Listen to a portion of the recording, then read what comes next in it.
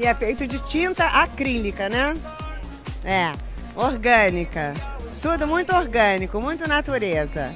E não pode tocar, tá? Don't touch, it's art.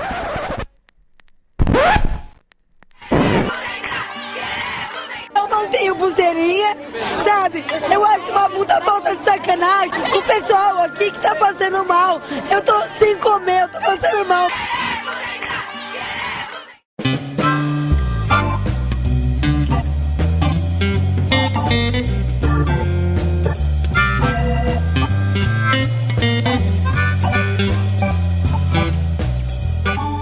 Olá, chapôs. Aqui é a Fabiana Pedroni e este é o Não Pode Chorar, um extra do podcast Não Pode Tocar, em que cada um dos participantes tem aí seus X minutos para praticar a dádiva da reclamação. Mas, meu Deus, vai ficar só reclamando, eu não tô aqui para ouvir reclamação, que chatice. Claro, não adianta só reclamar, a gente também vai tentar trazer o máximo algumas soluções para assuntos talvez interessantes. Talvez não tão interessantes, mas bora lá, né?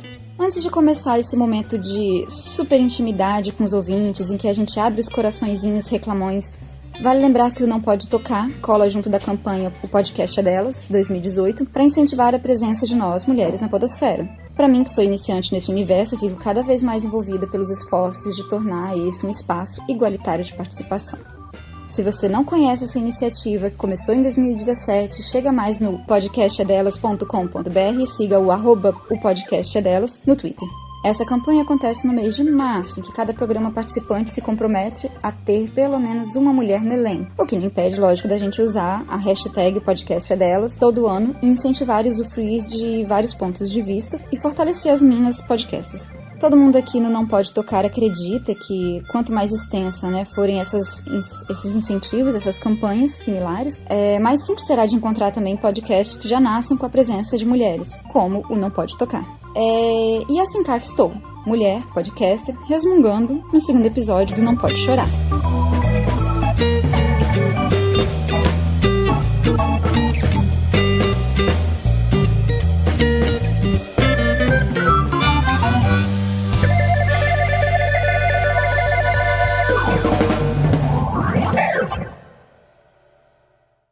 Ele é bravo. Você entende pau? Eu não, você entende? Ah, então eu vou te ensinar pra você como é que faz. Eu vou te ensinar pra você, doido. A árvore com mais de 30 anos foi cortada... Não, mais de 30 não. Vamos lá, Bruno, mais uma vez? 28 dias. 28 anos. Beleza? A árvore com mais de 28, 30 anos foi 28 cortada na anos, manhã mais do ou último... menos. Deixa eu fazer meu trabalho aqui. Mas você tem que colocar a verdade. Tá, beleza, então. Ué, você sabe quantos anos tem o bairro? Beleza? A árvore com mais de 30 anos foi cortada na manhã do último sábado. E quem cortou foi o próprio presidente do bairro. Por que o senhor cortou a árvore?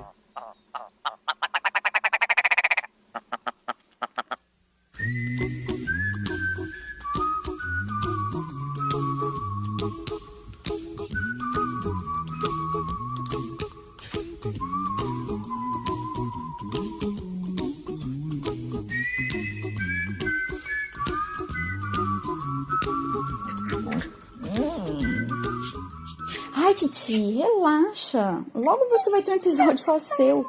Vai poder reclamar do povo que não cata cocô da calçada, não se preocupa. Sim, também tem um husquinho, eu sei que você quer reclamar do husquinho. Mas agora não. Vai lá encher o saco do coisa enquanto eu organizo aqui meus pensamentos confusos. Voltando. Ai, Titi, que coisa esse menino. Tá com Alzheimer, é? Falei pra ir lá no coiso. Ok, agora vai.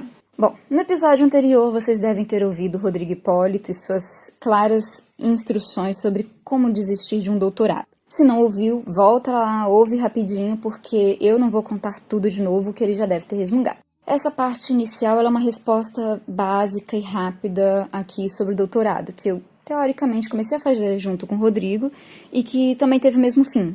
Aquele partiu fazer qualquer outra coisa. Como o Rodrigo mesmo disse, minha situação com o doutorado foi um pouco diferente da dele. Eu não vou me estender em detalhes, mas a diferença mínima apenas é só que eu me reuni inutilmente uma vez com a minha ex-futura orientadora, uma reunião na qual ela recusou-se a discutir o meu projeto, recusou-se a conversar sobre perspectivas de futuro, já que eu acho que ela mesma não considerava que havia essa possibilidade de um futuro. Ela apenas contou vários casos de desistências de alunos e disse algumas vezes, abre aspas, senta e fica quietinha, fecha aspas. Foi exatamente essa frase que eu ouvi pelo menos 3 vezes e que só agora eu entendo o conteúdo dela. Como eu não sou de ficar quieta nem sentada, eu segui com a minha vida. Se para Rodrigo não deram um olá quando ele chegou na Unicamp, nem para mim, eles também me negaram um tchau. Depois do desligamento, a suposta orientadora não respondeu meu e-mail, o que foi uma confirmação de que eu não era, no final das contas, bem-vinda na universidade e que bom que eu tinha ido embora. Por um lado, eu poderia ficar ofendida, mas eu não sei, eu compreendo que não me faria bem acreditar que minha alta produtividade acadêmica não era condizente com o funcionamento de um doutorado. Viu? Sem lógica. Quanto mais se produz, menos adequado você é para um doutorado. Bom, vamos então para um outro tópico, porque eu tenho muita preguiça de falar de coisas sem lógica.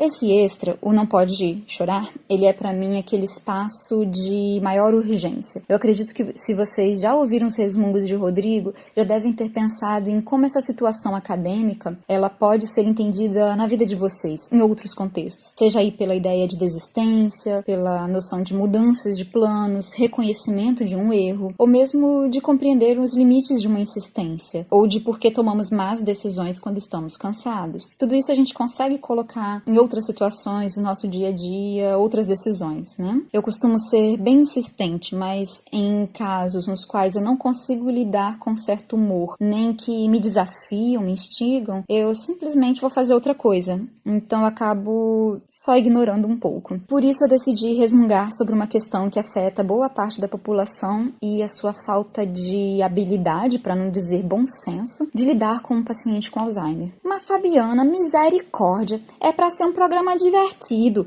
Doença não é divertido. Não é divertido. Mas bom humor, ele pode ali amenizar um pouco o peso das responsabilidades. E eu não tô falando de negligência, mas de diminuição de impacto através de pequenas atitudes no dia a dia. Qualquer pessoa que tenha um paciente de Alzheimer na família, ou que seja um amigo próximo, né, que você ali se torna como um cuidador, ou que está muito presente naquela rotina, sabe que ela é uma doença muito arrasadora. Não apenas para o corpo do paciente, mas do que exige do cuidador. É comum que algumas pessoas não saibam lidar com essa situação, mas tenho pensado que essa dificuldade pode muito bem ser resultado do nosso silêncio. Quando eu escolhi falar sobre esse assunto, foi logo depois de uma aula na semana passada, em que eu comentava sobre a nossa falta de prática sobre pensar métodos de estudo. Porque a gente simplesmente chega na universidade, começa a estudar, mas a gente nunca para pensar como a gente estuda,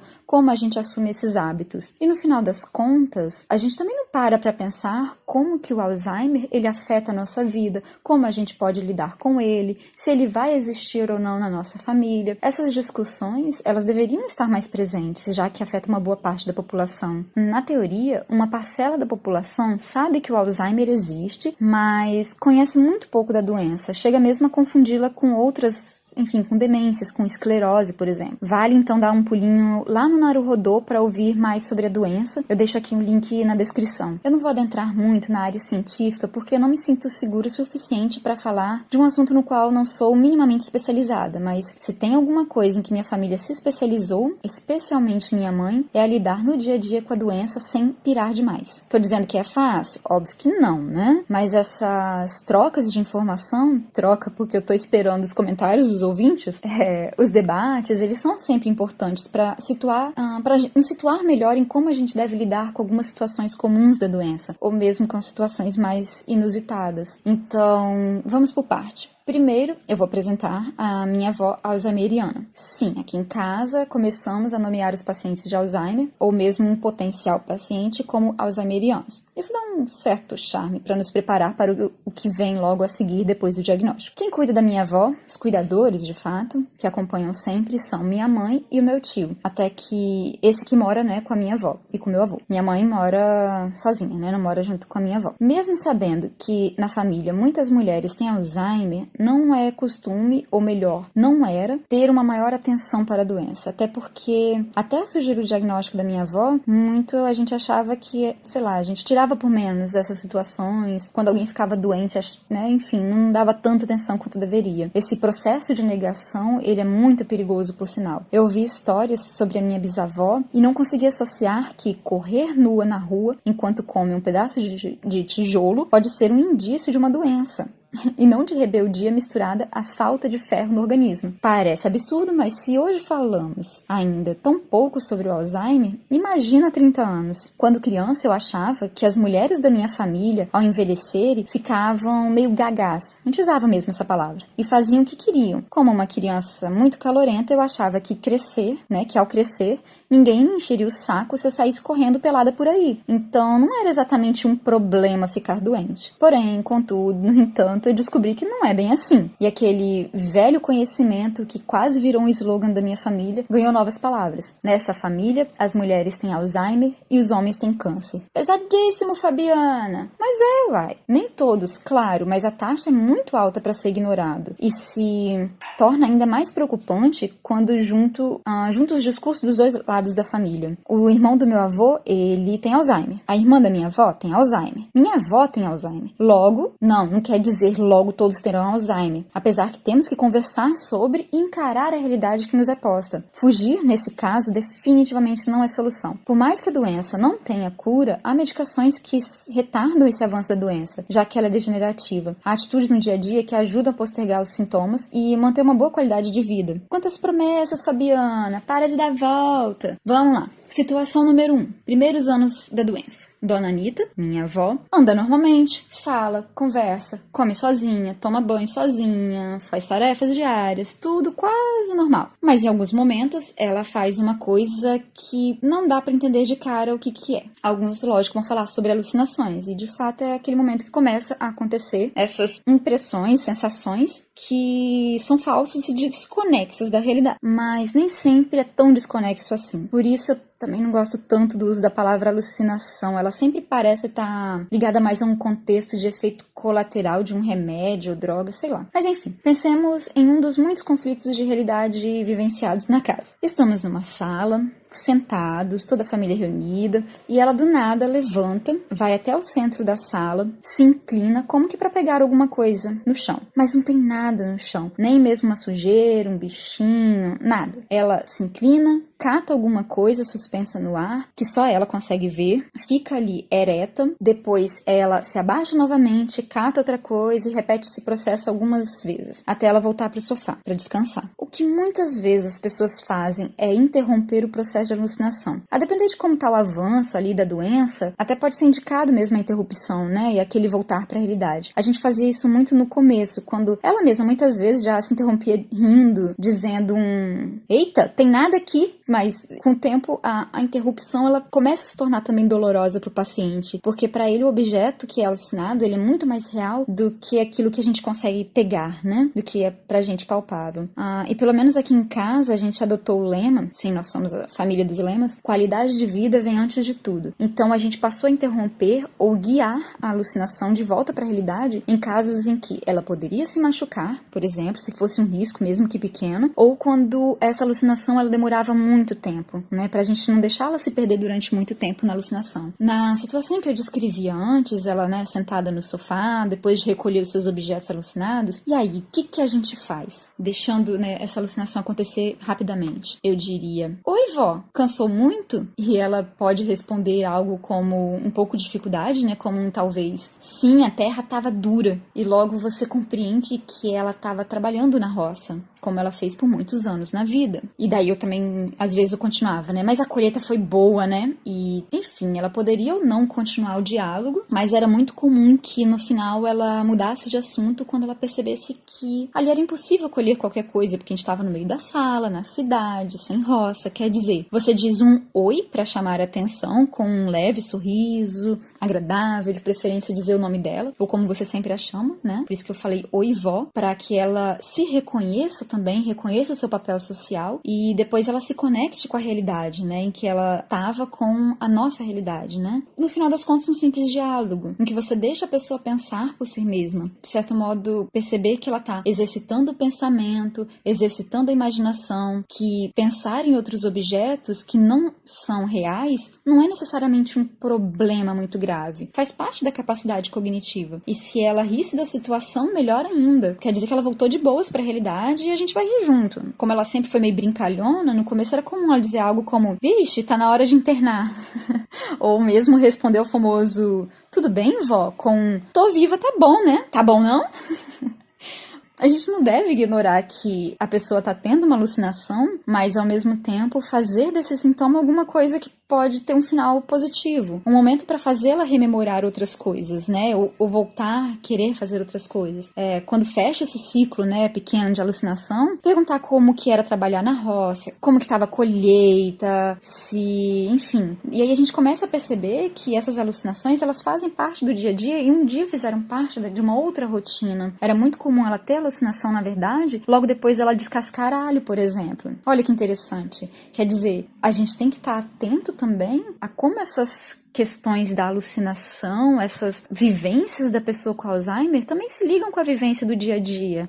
As coisas elas ficam confusas, principalmente quando a pessoa ainda é muito independente, mas ela tá ali naquela mesma realidade. Bom, isso nos leva para a situação número 2. Mas Fabiana, paciente de Alzheimer não pode descascar alho. Gente, depende do avanço da doença, depende da pessoa, depende de como era a rotina. Outro grande problema sobre não conversar sobre o Alzheimer é achar que diagnóstico vai proibir a pessoa de continuar sua vida. O Alzheimer, ele percorre por pelo menos uma década da vida da pessoa, ou mais. A minha avó, ela foi diagnosticada, se não me engano, em 2010, ou antes ainda. Quer dizer, a gente está em 2018, é só fazer as contas. E ainda tem que somar uns bons anos antes, até mesmo de descobrir o Alzheimer. Porque, né, quando a gente não fala muito sobre a questão, adia a ida ao médico, adia a situação. Então, são 8 anos aí, pelo menos, da doença, em que ela, se a gente for pensar hoje, ela ainda anda, claro, precisa de ajuda, mas ela faz sua caminhada quase diária, sobe e desce escada, come sozinha, toma banho com ajuda, tudo com ajuda, mas os movimentos estão ali. Há ainda alguns momentos de fala, de sorriso, de reações, quer dizer, o diagnóstico, ele não é para ser encarado como um contrato com a dona morte. Morrer todo mundo vai, mas, né, quer dizer, você não deve encarar que,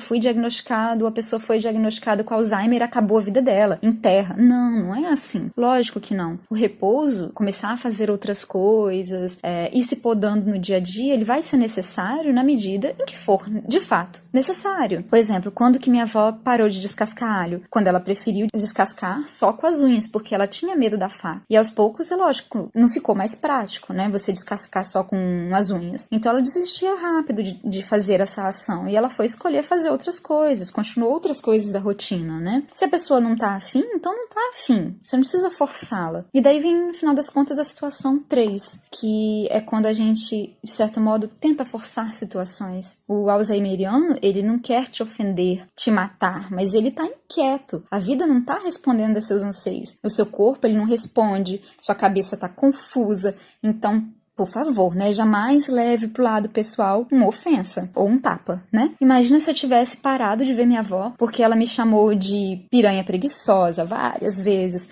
brigou comigo, repetiu que eu não sirvo nem pra lavar minhas calcinhas, que eu devia deixar o homem alheio em paz e por aí vai.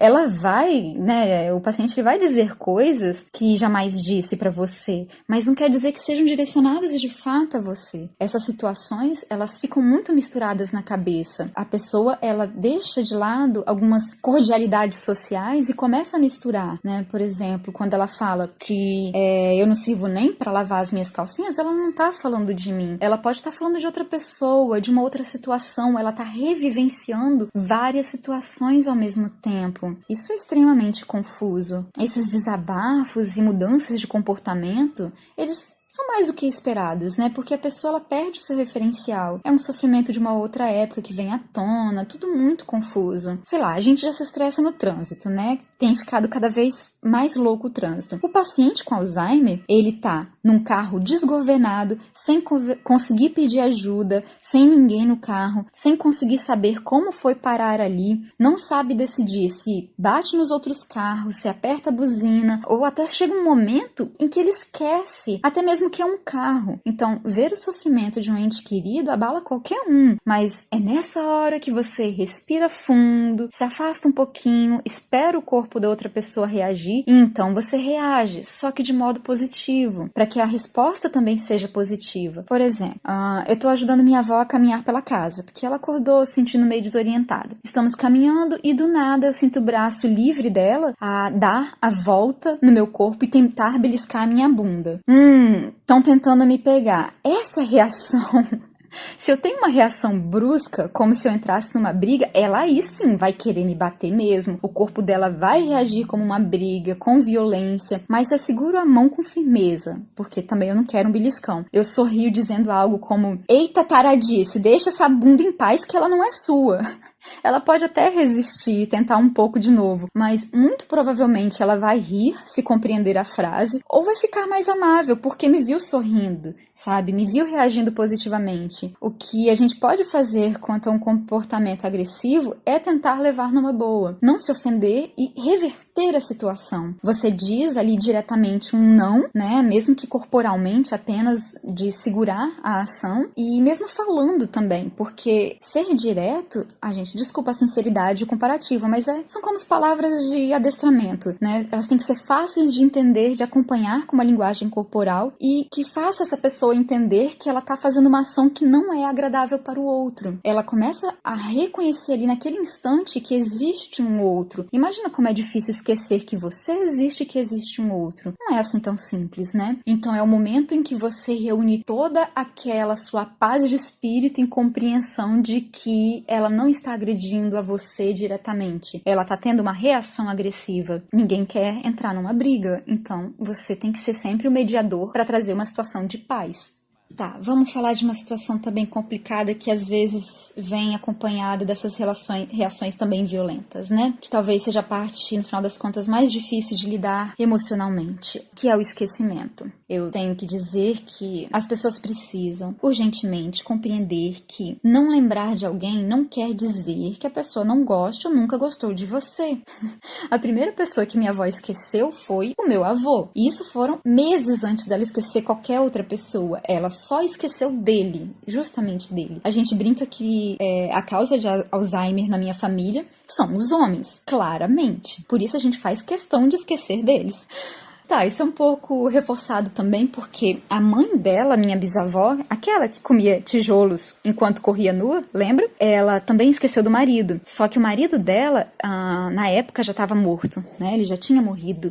Então, como a minha família, pelo visto, tem bom humor para algumas coisas, mesmo que pessoas tenham morrido, a gente tende a não ficar remoendo isso, que era uma coisa que a gente talvez esperava pela vida sofrida da minha avó. Mas a minha bisavó, ela confundia o meu avô com o meu bisavô, quer dizer, ela pensava que o genro dela era o marido dela, e provavelmente isso deve ter gerado várias situações engraçadas. Uma que minha avó me contou, porque assim que minha avó foi diagnosticada com Alzheimer, a gente começou a contar o que acontecia antes na família, coisas que a gente não contava antes. Ela me disse que muitas vezes minha bisavó estava muito agitada e ela só conseguia dormir quando ela ia deitar na cama com o meu avô, quer dizer, com o genro dela, porque ela achava que era o marido dela. E aí ela fazia a rotina dela, pegava, deitava, e assim quando ela dormia, meu avô levantava e ia pro quarto dele para dormir com a minha avó, né? Quer dizer, são situações que elas seriam um tanto surreais, mas que a gente aprende a lidar do melhor modo possível.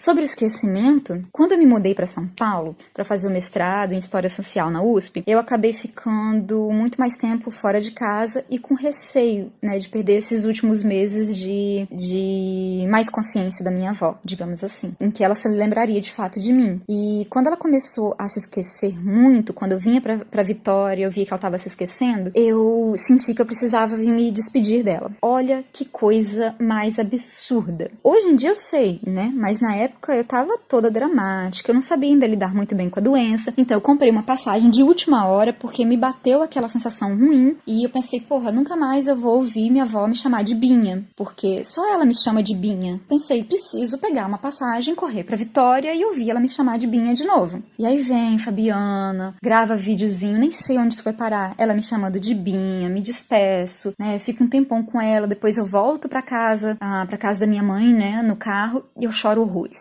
Como se minha avó tivesse morrido ali, que etc. Tá, eu sei, é necessário você se dar o direito de ficar triste, porque realmente é uma situação muito pesada, né? A realidade da doença, ela é arrasadora, né? Mas eis que, a danada, eu volto, compro outra passagem depois, né? Enfim, já despedi da minha avó, beleza. Aí voltei pra Vitória outra vez, dali uns 45 dias, 2 meses, não lembro. Chego na casa da minha avó, eu peço benção e ela, benção, Binha, que bom que você veio. Onde é que você tava? Tipo... Olha que coisa louca.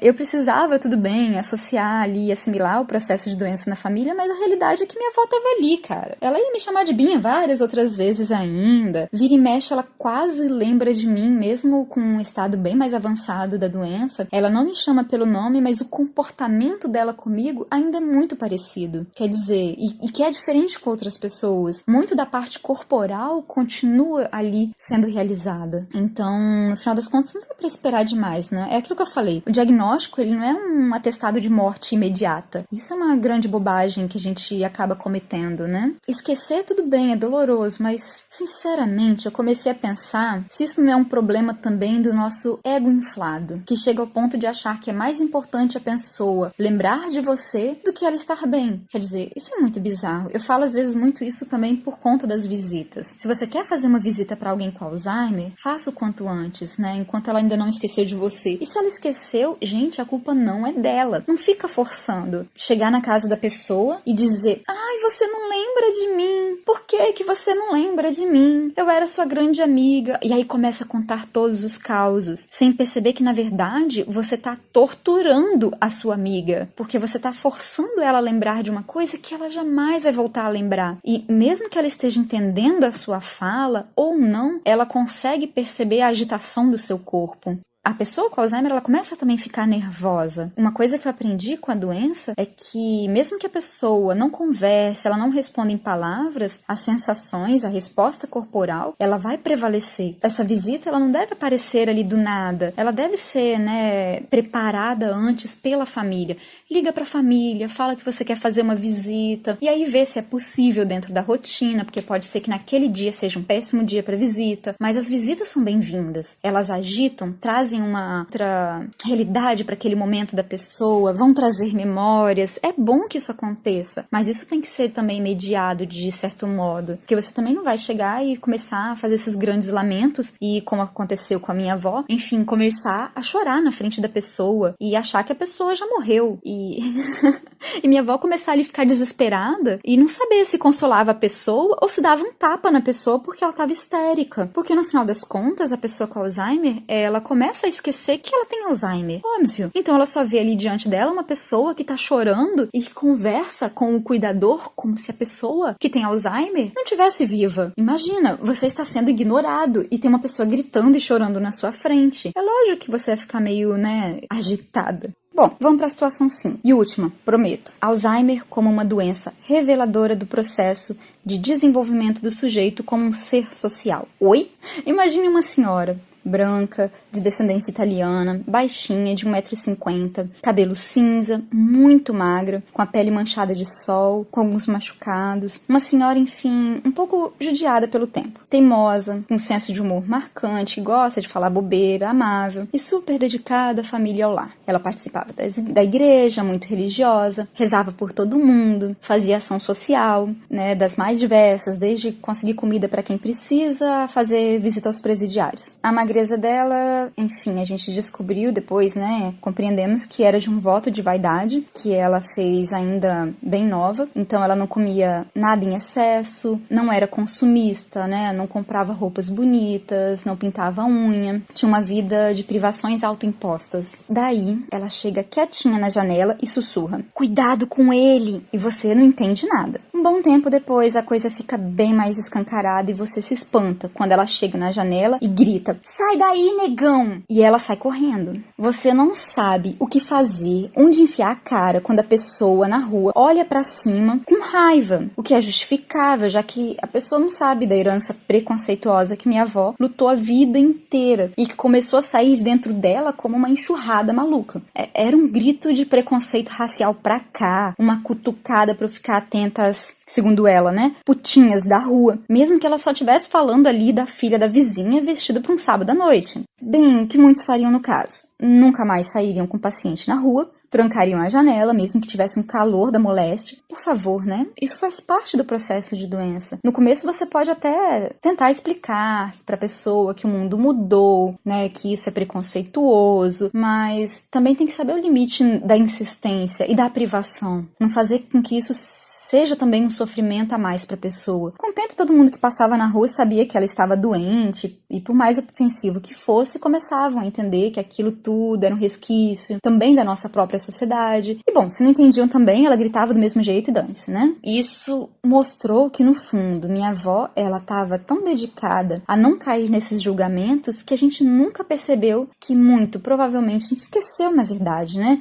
A sua infância, a sua juventude, ela foi muito marcada por esses absurdos. Que provavelmente, se casar com um homem que tem aquele nariz de descendência afro, que é o do meu avô, não deve ter sido nada simples. Ou mesmo aquilo que a gente achava que era de uma linda dedicação à família, ao lar, estava mais para uma vida que, na verdade, era guiada pelo machismo e por exigências absurdas que recaíam sobre o comportamento feminino. Assim que ela esqueceu do meu avô, ela quis ir pro shopping, quis dançar, quis sair mais de casa do que parecia que ela queria ter feito a vida inteira. Antes era um custo tirá-la de casa. Ela sempre arrumava uma desculpa. Ai, não, hoje eu tenho que fazer isso, eu tenho que fazer aquilo, eu tô me sentindo um pouco mal. E agora a gente se pergunta, será que ela não saía, na verdade, porque ela achava que não podia ou não devia? Porque mesmo que ninguém a estivesse cobrando, agora já, né, depois já dos seus 60 anos, ela mesma se cobrava, né, desse comportamento, que ele é um reflexo da sociedade machista, em que uma mulher, ela só sai de casa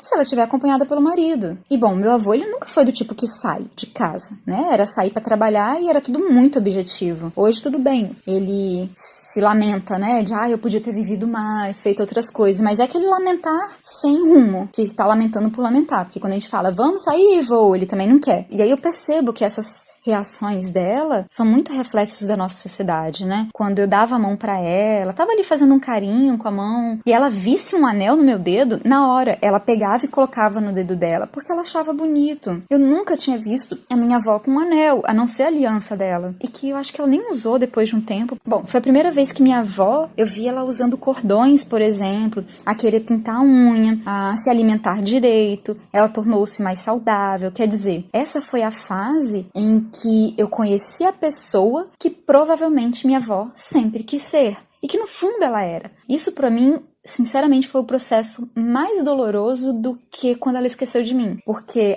dane-se que ela se esqueceu de mim, né? Isso a gente supera e vai. Mas saber que, por décadas, ela, mulher, esqueceu de si mesma, porra, isso é pesado demais. E o que você faz? Você ri e pinta a unha dela, né? Aproveita esse momento, vai passear no shopping, vai, né, aproveitar e fazer o que ela quer fazer, o que deu vontade. Foi uma fase muito curta, mas ela foi muito boa, muito bem aproveitada. A gente foi na praia, conseguiu se divertir, enfim. Só que depois veio uma fase um pouco mais difícil de aceitar, tão ruim quanto a do resquício racista, que foi a fase do trabalho. Tudo era trabalho. Ela passava o dia mexendo com água, lavando roupa, né? Falava o tempo todo, cuida desse menino aí, enquanto eu lavo aqui, faz isso, faz aquilo. E ela ficava extremamente incomodada quando a gente não fazia nada perto dela. Ou quando a gente estava se reunindo, rindo, conversando, porque pra ela, na cabeça dela, a gente tinha que estar trabalhando. E aí chegou à conclusão visão que meu avô teve num dia e que pra mim foi muito marcante. Ele disse: a vida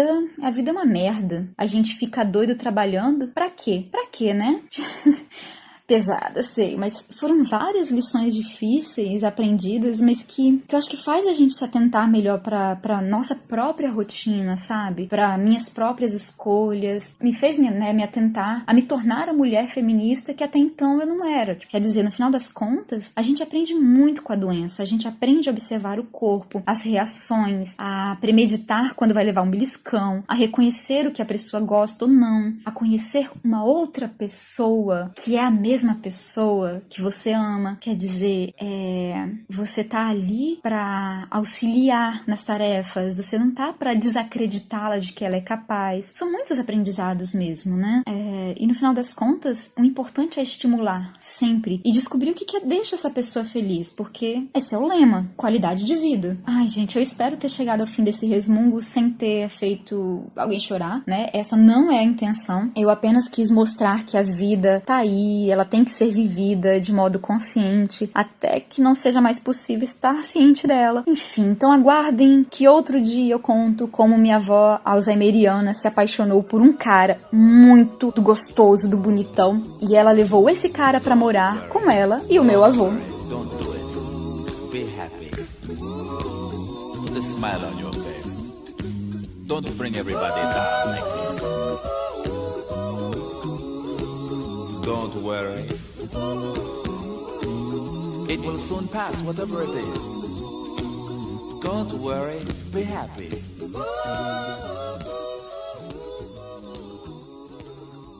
I'm not worried. I'm happy. Porque se você não parar, eu me levanto e vou me embora. Aí você faz o programa sozinho. Eu só falei, então. Calma, não me Cacá. Se você não parar, eu me levanto e vou me embora. Se você não parar, eu também vou embora. Se você não parar, Corta o microfone do Cacá, calma. Você me faria um favor se você fosse embora. Ah, então tudo bem, então eu vou embora. Vá. Tchau. Beijos.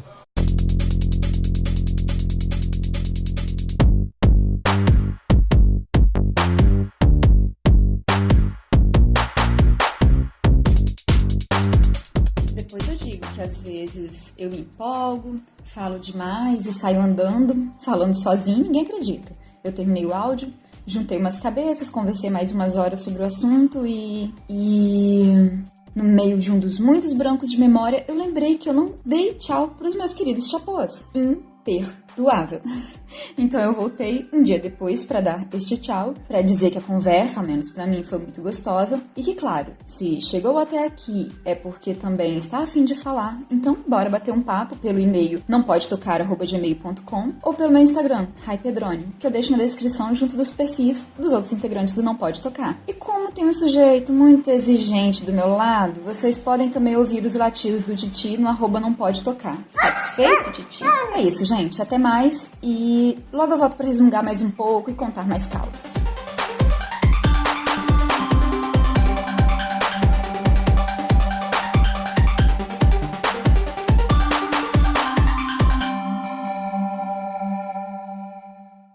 Because I know somewhere deep down in my heart, I still love you.